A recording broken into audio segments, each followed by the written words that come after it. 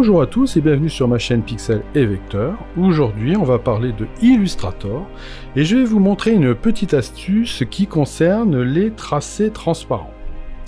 Alors, vous voyez qu'ici j'ai une illustration et je voudrais ajouter un nouveau triangle, voilà, qui est sur un calque ici. Voilà. Et ce nouveau triangle qui est sur un calque 3, je voudrais en fait l'assurer comme celui-là. Parfait.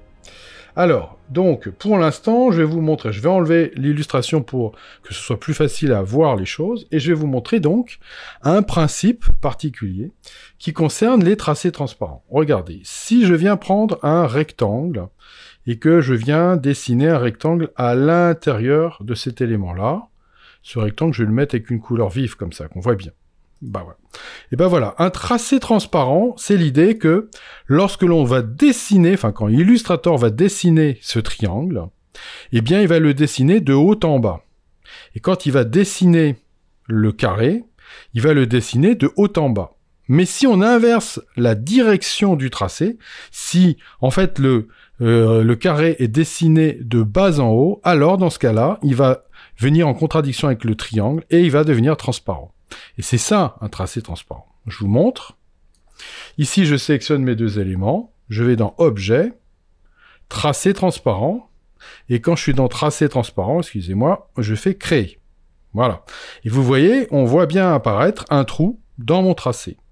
Ça veut dire quoi? Alors, je vais vous montrer les calques ici.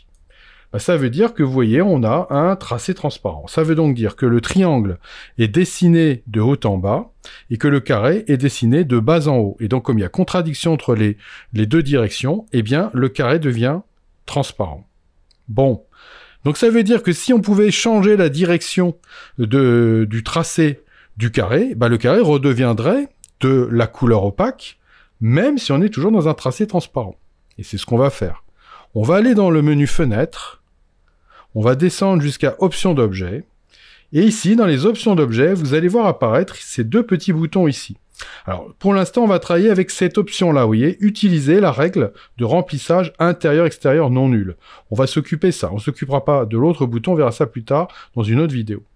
Et là, vous voyez qu'on a deux boutons, un qui s'appelle désactiver l'inversion de la direction des tracés, et un deuxième qui s'appelle activer l'inversion des tracés. Mais pour l'instant, ils sont pas cochés parce que aucun des deux objets n'est sélectionné. Alors ce que je vais faire, c'est que je vais aller prendre ma flèche blanche ici, ma flèche blanche plus, je vais sélectionner cet objet, et regardez qu'est-ce qui se passe. Il me dit que l'inversion de la direction est activée. Oui, je suis dans un tracé transparent. Mais regardez, si je clique sur le bouton là, et vous voyez que j'enlève la contradiction entre les deux directions, l'opposition entre les deux directions, et mon rectangle redevient en normal, et donc il va adopter la forme, enfin la couleur du triangle supérieur. Vous voyez que je suis toujours en tracé transparent. Et à tout moment, je peux revenir ici, et je suis de nouveau, vous voyez, transparent. Vous voyez que c'est assez différent, je ne retombe pas sur le jaune, je prends la valeur, la couleur du triangle. Et là, je suis bien transparent. Et si maintenant je resélectionne mon objet et que je fais Objet, Tracé transparent, Annuler, j'ai de nouveau mes deux objets, et à partir de là, quoi qu'il se passe, maintenant je peux plus travailler avec. Voilà, je peux venir me positionner là, il se passera rien, parce que c'est pas un tracé transparent. Parfait, donc maintenant qu'on a vu ça, je vous ai dit que ce que l'on voulait, c'est donc travailler, alors je vous remets rapidement le décor, ici, on voulait avoir un effet un peu comme ça, là, vous voyez, comme le triangle qui est ici. Bon, parfait. Alors, donc, je vais donc venir prendre, ici, je suis toujours dans mon rectangle ici, je vais prendre le calque 2, ici, je vais le sélectionner, mais je vais le positionner au-dessus, ce calque 2 est vide, alors ça tombe bien, je vais le positionner au-dessus, je vais désélectionner mon objet, je vais me positionner sur le calque 2, prendre ma plume, et je vais aller prendre un point ici, voilà, je prends les deux points qui sont le sommet et la base, et j'appuie sur Escape pour supprimer, voilà, pour arrêter là mon tracé. Je me retrouve avec, vous voyez, un petit tracé ici. Et puis ce que je vais faire, c'est que je vais prendre ma flèche noire, je vais appuyer sur la touche Alt de duplication, et je vais bouger ça, et je vais l'installer à peu près aux alentours de ici, quoi, aux alentours, voilà, parfait.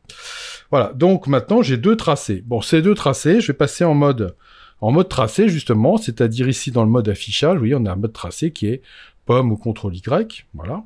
Je vais aller prendre le tracé en question, j'appuie sur Alt et je le bouge jusqu'à ce que j'obtienne, voilà, une superposition des deux tracés. Parfait.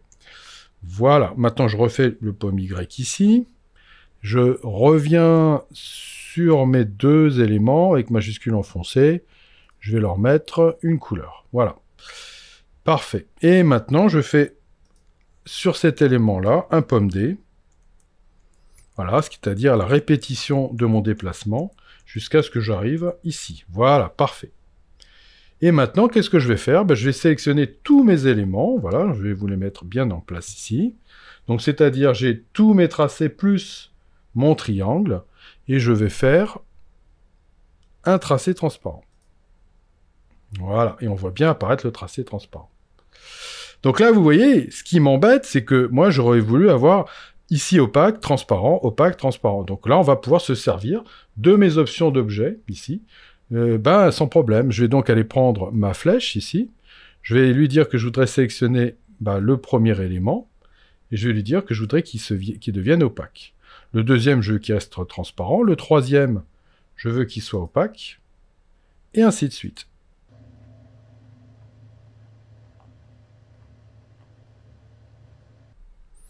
Voilà, et maintenant, je vais vérifier que tout est bien sélectionné, je resélectionne tout, et je viens prendre mon concepteur de forme, je viens me positionner ici, j'appuie sur la touche Alt pour faire une soustraction, et je vais tirer un trait sur toute cette partie-là pour soustraire, et un trait sur toute cette partie-là pour soustraire. Et vous voyez que je vais obtenir, eh bien, voilà, ce que je voulais, le résultat que je veux. Donc maintenant, si je remets mon fond, vous voyez, je vais bien obtenir, double-clic sur la main.